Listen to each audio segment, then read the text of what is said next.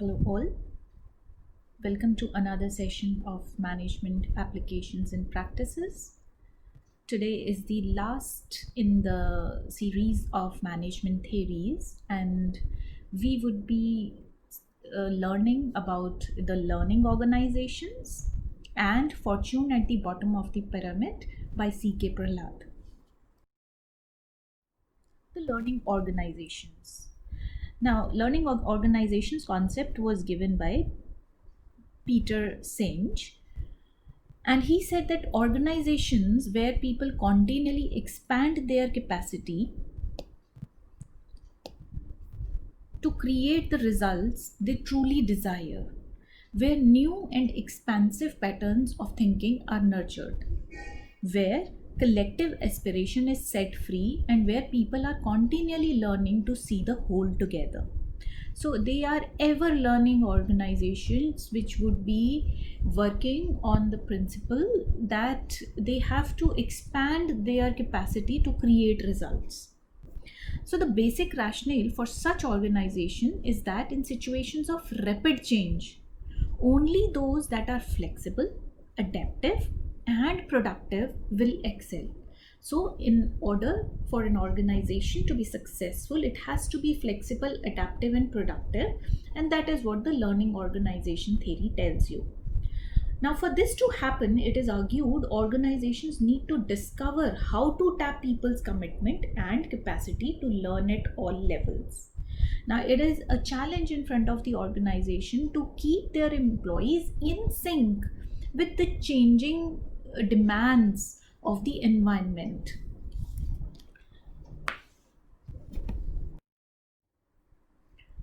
The learning organization. For Peter Senge, real learning gets to the heart of what is to be human. We become able to recreate ourselves. This applies to both individual and organizations. Thus, for a learning organization, it is not enough to survive. Survival learning, or what is more often termed as adaptive learning, is important and necessary. But for learning organization, adaptive learning must be joined by generative learning, learning that enhances our capacity to create.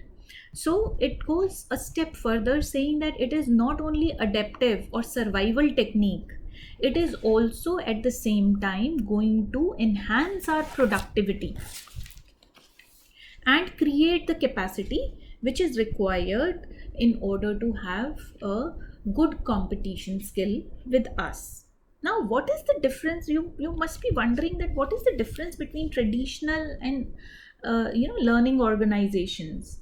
So the first part is about the vision. So vision in case of traditional organizations is provided by the top management, whereas in learning organization it is a shared vision among the top management as well as the employees. Another difference is that top management decides what is to be done and the rest of the organization acts on that idea. That is what traditional organization is all about. But in learning organizations, formulation and implementation of ideas takes place at all levels of the organization. In case of traditional organizations, each person is responsible for his or her own job, and the focus is on developing individual competence. Whereas, in case of learning organizations, personnel understand their own jobs as well as the way in which their own work interests and interrelates and influences that of the other person. About conflict resolution. In traditional organization, conflicts are resolved through the use of power and hierarchical influences. Whereas in learning organizations, it is a collaborative learning and integration of views and the viewpoints takes place in the organization. In case of traditional organization, what is the role of the leader? Role of the leader is to establish organization's vision, provide rewards, punishments, and maintain overall employee control. Whereas in learning organizations, role of the leader is to build a shared vision, empower the personnel, inspire commitment, and encourage effective decision making throughout the enterprise through the use of empowerment and charismatic leadership. So, this is what is the difference between learning organizations and educational organizations. The learning organizations, there are five dimensions that Peter Senge identified that said to be converging into innovative learning. So, what are the five things that make the learning organization? Systems thinking, personal mastery, mental models, building shared vision, and team learning. Now, what is systems thinking? As we know the systems theory, so idea of learning organization develops from a body of work known as systems thinking. So it is that allows people to study businesses as bounded objects.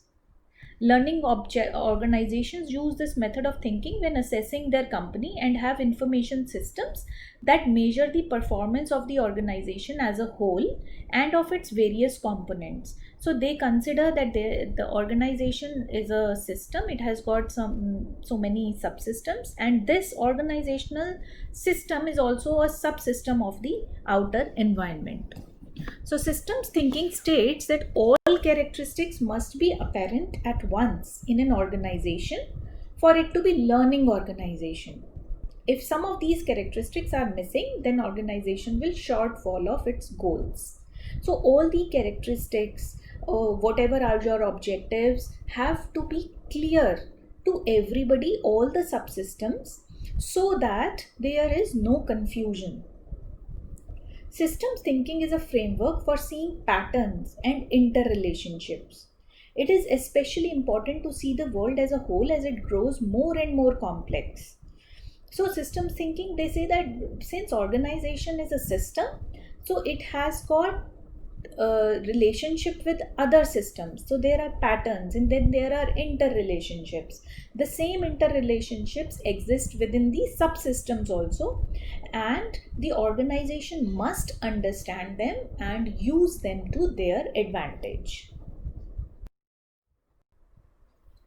Personal mastery.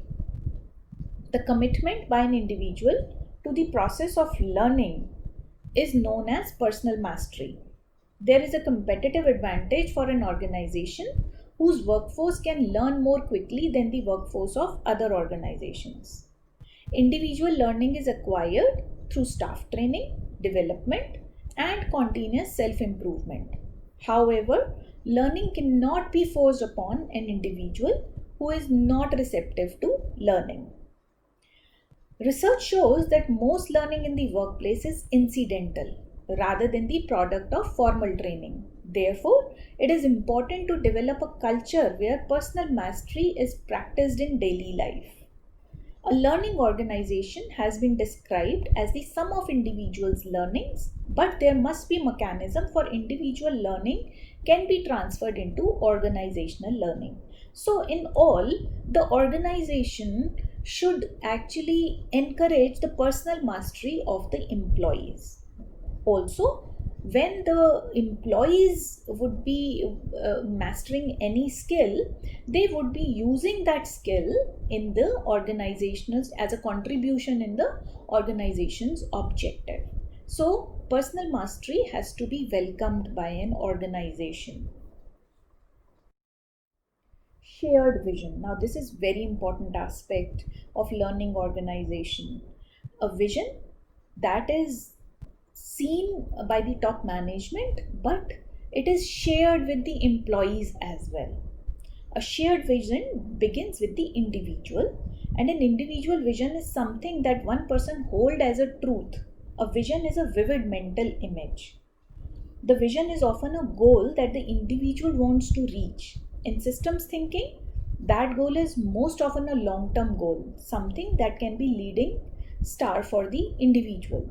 Now, the development of shared vision is important in motivating the staff to learn, as it creates a common identity that provides focus and energy for learning.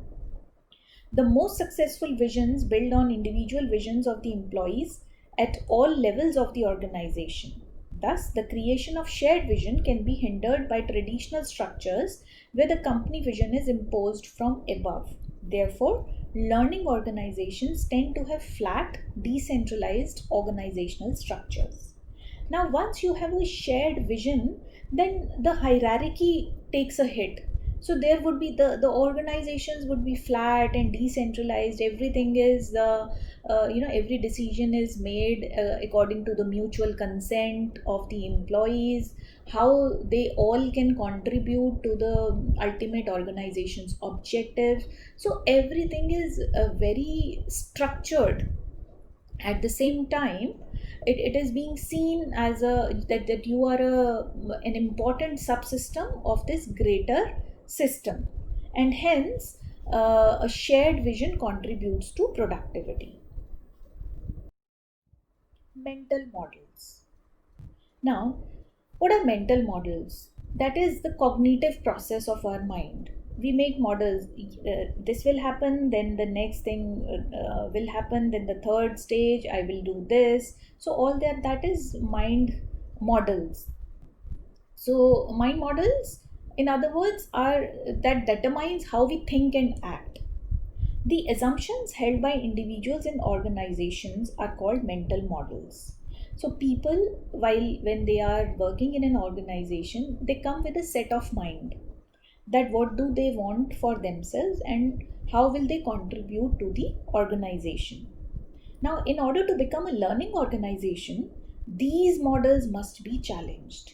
So, you cannot have a fixed thinking that I will only do this. No, you have to, as a top management, it is a challenge to you that you motivate your employee to think out of the box, to think out of whatever he can do. He has more capability of doing it. So, basically, bringing them out from their mental models. Individuals tend to espouse theories which are what they intend to follow, and theories in use which are what they actually do. Similarly, organizations tend to have memories which preserve certain behaviors. So you have to keep challenging these behaviors in order to get efficient.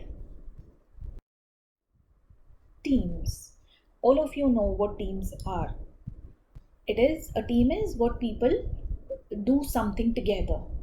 So people trust each other, complement each other's strength, compensate for each other's weaknesses, aimed for goals higher than anyone might have dared individually. So synergistic effect comes in play.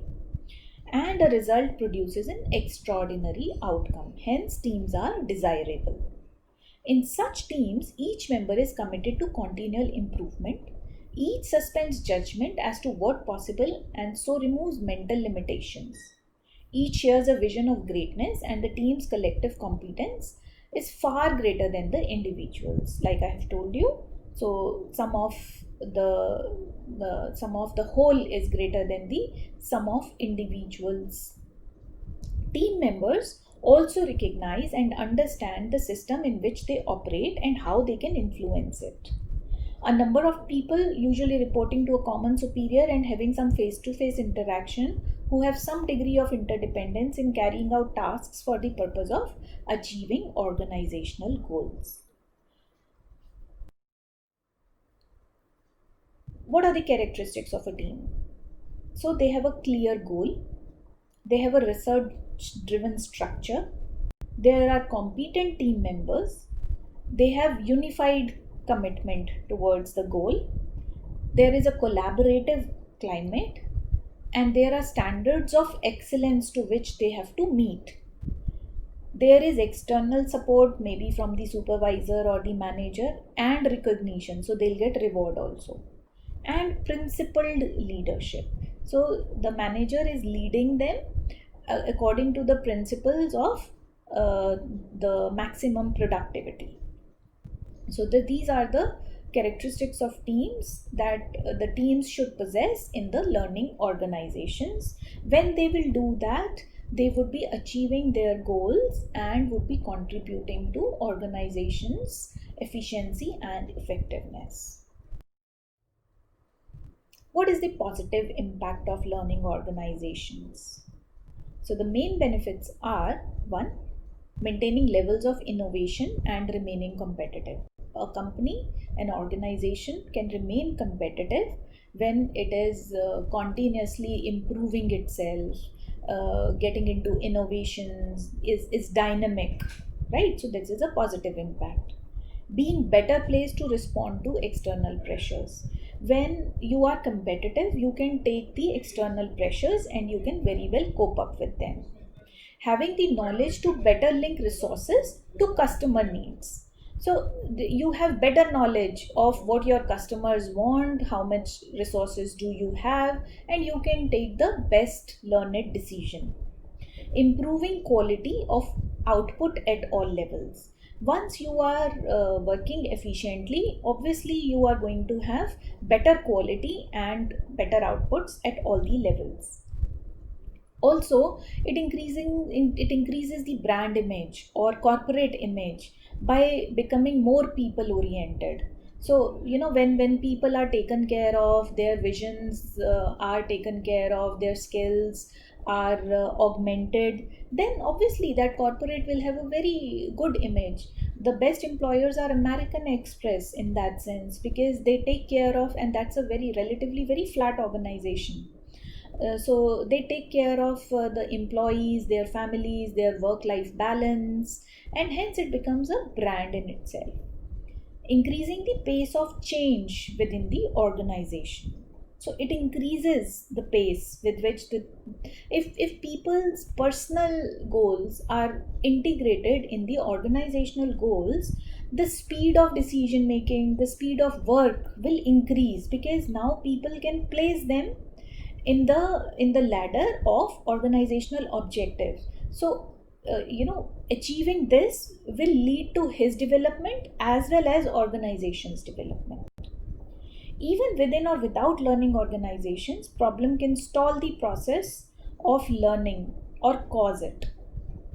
So even if you do not have learning organizations, any kind of problems are going to stop or halt your growth.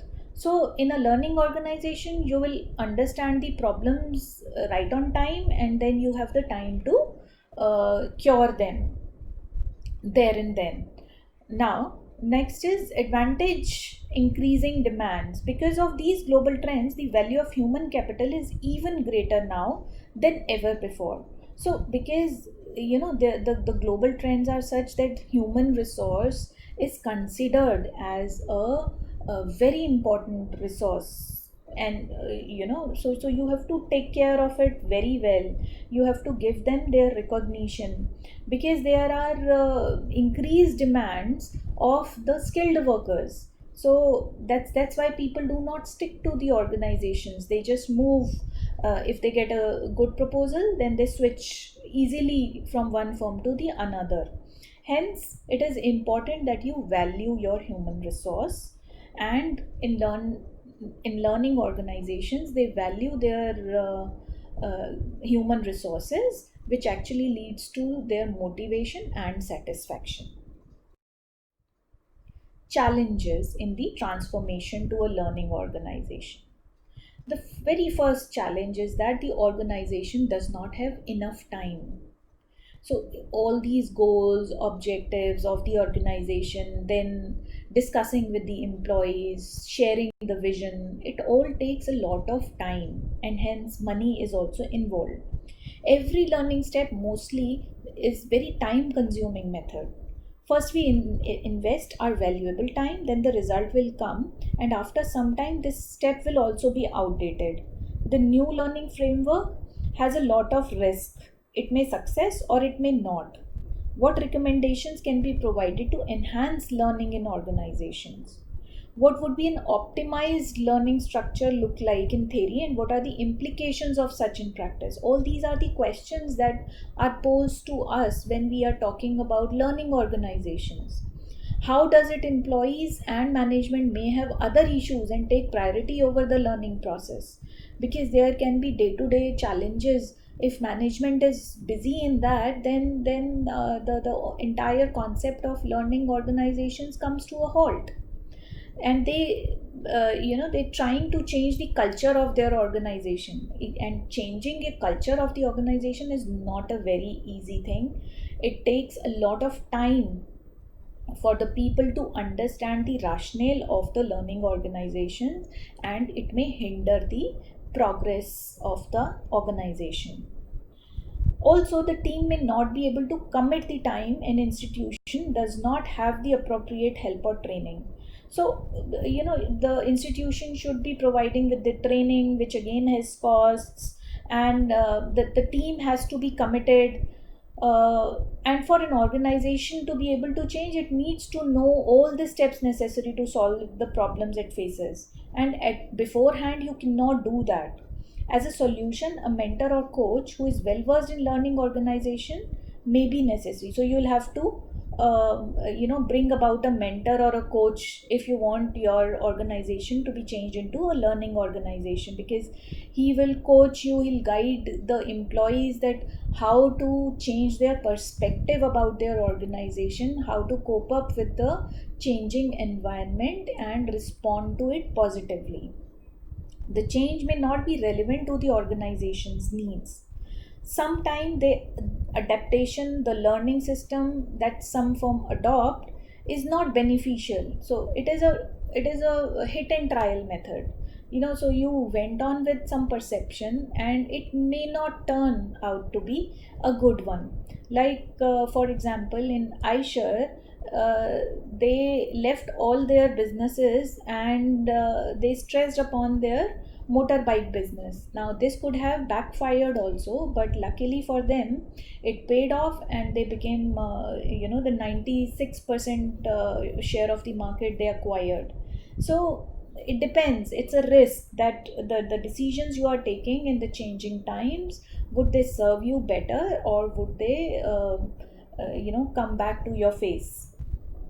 Time should be spent on actual issues of the organizations and its daily issues, rather than just about learning and how to keep the vision collaborative. All these things become secondary when there are certain important issues to be discussed in day to day life.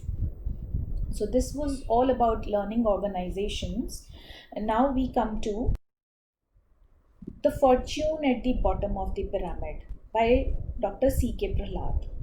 Now, what does this means, the fortune at the bottom of the pyramid? So, Prahlad said that there are low income markets which have prodigious opportunities for the world's wealthiest companies. Generally, companies, they target the upper middle class, the rich class. But Prahlad said that in the pyramid, the low income markets are also a big market to be tapped, and they're waiting to be tapped to seek their fortunes and bring prosperity to the aspiring poor. In this model, Prahlad says that the companies should actually be, designing the products for this lower middle income group or lower class also. In that case, it would be a double benefit. One, to the aspiring poor, that they will get to have the product, they will have a better lifestyle, and it is not in charity. It will give them huge profits because this is an untapped market.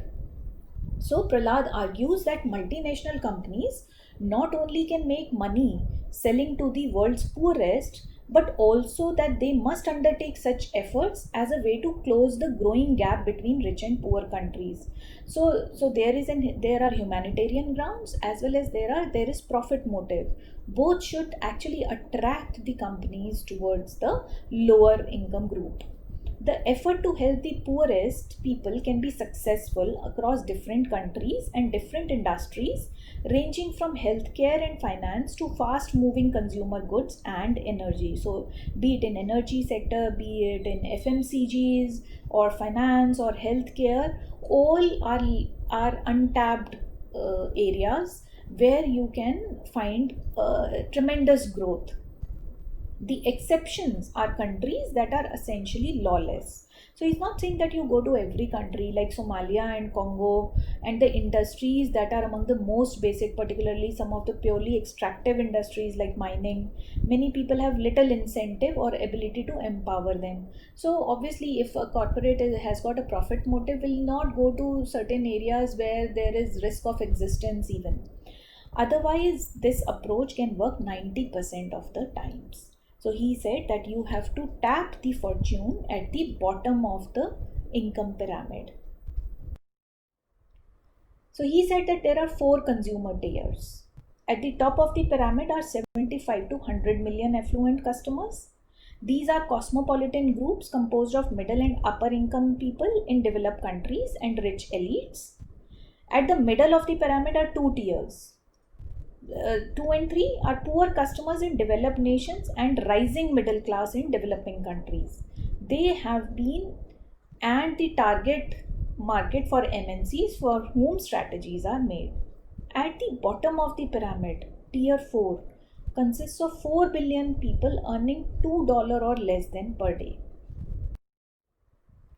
Now, Prahlad brings you to that invisible opportunity. So this extreme inequity of wealth distribution, it is a paradox. How? It has reinforced a view that the poor cannot participate in global market economy, even though they constitute the majority. Now this tier 4, which we were talking about, represents a multi-trillion dollar market. According to World Bank's projections, the population at the bottom of the pyramid could swell to more than 6 billion people over the next 40 years because the bulk of world's population growth occurs there. So you can imagine what are we talking about. It's a hell lot of population and they have the purchasing power. It's a multi-trillion dollar market. And what is their strength? At the bottom of the pyramid, the market is full of opportunities. The tier 4 market is wide open for technological innovation. The challenge is to recognize and accept the uniqueness of these markets and develop strategies to fulfill their needs. One comes to the conclusion that pragmatic strategies need to be devised in tune with the aspirations of the consumers. In the bottom of the pyramid market, many companies are adopting their own models in serving these segments. In India, two-thirds of the billion plus people represent rural population. So we are talking about two-thirds of the population. And if we understand their needs and then cater to them, you can imagine how immense the market is. So whenever you are thinking of an idea of some problem solving, just think about those people, what are their day-to-day problems and how it can be solved. It can be a very good business model. Now, tier 4 pioneers, tier 4K in tier 4 company in this tier 4 population, which are the companies that forayed into it and made their way and a profitable way basically. So first is Hindustan Lever Limited. It's a subsidiary of Great Britain's Unilever and widely considered the best managed company in India. It has been a pioneer among MNCs exploring markets at the bottom of the pyramid. For more than 50 years, HLL has served India's small elite who could afford to buy MNC's product.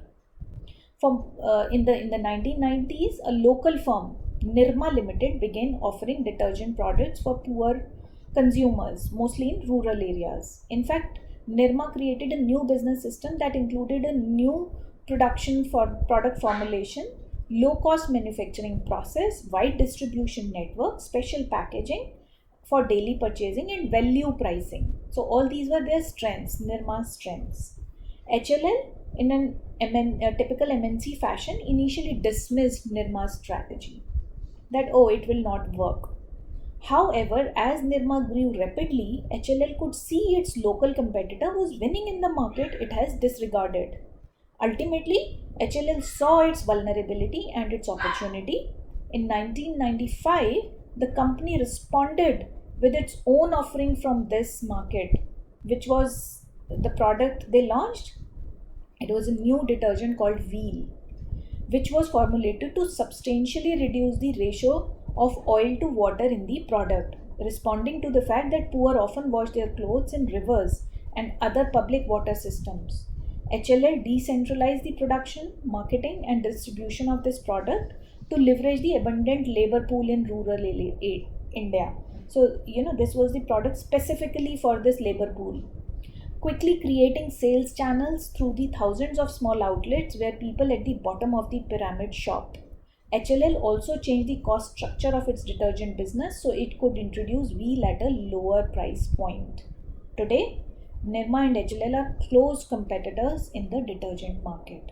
So see how an MNC got challenged, and when they tapped, they become competitors. So that means they have been successful in presenting their product to the tier 4 people. Now, what you should do in order to tap this tier 4 market? The first element is create buying power.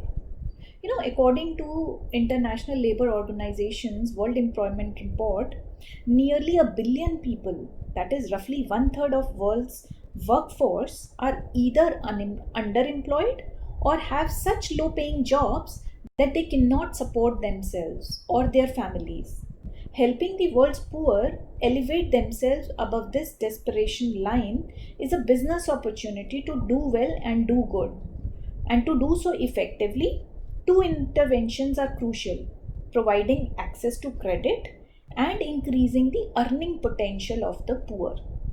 A few far-sighted companies have already begun to blaze this trail with startlingly positive results.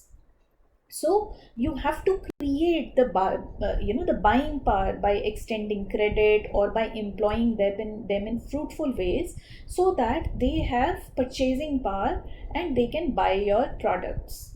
Then next is shaping aspirations. What is shaping aspirations? Sustainable product innovations that are initiated in tier 4 and promoted through consumer education will not only positively influence the choices of people at the bottom of the pyramid, but may ultimately reshape the way the world and other tier 1 live. Indeed, in 20 years, we may look back to see that tier 4 provided the early market pull for disruptive technologies that replaced unsustainable technologies in developed countries and advanced the fortunes of multinational corporations with foresight. Now, for example, Unilever's HLL subsidiary has tackled the lack of practical, inexpensive, low energy consuming refrigeration in India. So, HLL's laboratories developed a radically different approach to refrigeration that allows ice cream to be transported across the country in standard non-refrigerated trucks. The system allows quantum reductions in electricity use and make dangerous and polluting refrigerants unnecessary. As a bonus, the new system is cheaper to build and use. So those you have to design the aspirations according to your product availability, or you can make the product. Then improving access. Because tier 4 communities are often physically and economically isolated, better distribution systems and communication links are essential to the development of the bottom of the pyramid. Few of the large emerging market countries have distribution systems that reach more than half of the population.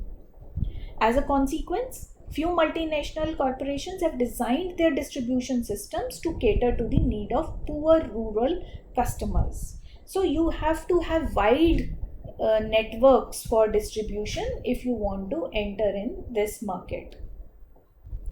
Then we come to tailoring local solutions. So first you have to understand your consumer, then only you can cater to him. And also, as we enter in this new century, the combined sales of world's top 200 MNCs equal nearly 30% of total world gross domestic product. Yet, these same corporations employ less than 1% of the world's labor force. Of the world's 100 largest economies, 51 are economies internal to corporations. Yet, scores of third world countries have suffered absolute economic stagnation or decline. If MNCs are to thrive in 21st century, they must broaden their economic base and share it more widely. They must play a more active role in narrowing the gap between rich and poor. This cannot be achieved if these companies produce only global products for consumption of tier 1 consumers. They must nurture local markets and cultures, leverage local solutions, and generate wealth at the lowest levels of the pyramid. Producing it rather than extracting wealth from these countries will be the guiding principle. In order to do this, MNCs must combine their advanced technology with deep local insights. So, hence, local solutions are important. Each of these four elements demand innovation, business models, management processes, and business leaders must be willing to experiment, collaborate, empower locals, and create new source of competitive advantage and wealth. And with all these, we can see our changed tier 4, which is a huge market or which can be a huge market for the organizations. Now, what is the conclusion? So, the emergence of 4 billion people who make up the tier 4 market is great opportunity for multinationals. It also represents a chance for business, government, and civil society to join together in a common cause. So, it is a societal cause as well as it is for the benefit of multinationals. Indeed, we believe that pursuing strategies for the bottom of the pyramid dissolves the conflict between proponents of free trade and global capitalism on one hand and environmental and social sustainability on the other. So, it is one solution which is helpful for environment and social sustainability as well as it is against this global capitalism. NGOs and local businesses with far fewer resources than MNCs have been more innovative and have made more progress in developing these markets. So up till now, NGOs and local businesses have been doing that. They are providing, the things which are required to this local population. But MNCs should enter. It is high time. They can tap these markets also. Managers in MNCs, public policymakers, and NGO activists all suffer from this historical division of roles that we are for the elite and we are not for the poor. A huge opportunity lies in breaking this code, linking the poor and the rich across the world in a seamless market organized around the concept of sustainable growth and development. Collectively, we have only begun to scratch the surface of what is the biggest potential market opportunity in the history of commerce. Those in the private sector who commit their companies to a more inclusive capitalism have the opportunity to prosper and share their prosperity with those who are less fortunate. Now, you know about Bill Gates and Melinda Foundation. So, they are serving after they have extracted money from the rich. That is one way. The other way is that you work on the local products, their cultures, you understand them, offer them a product and bring their earning capacity, increase their earning capacity. This way you will also thrive and the local population will also thrive. In a very real sense, the fortune at the bottom of the pyramid represents loftiest of our global goals. So it is worth pursuing a goal that the bottom of the pyramid is worth pursuing because of so many social, environmental, and profitable matters. Hence, it can be a win-win situation for the companies as well as for the economies. Now, thank you for listening. We'll meet soon.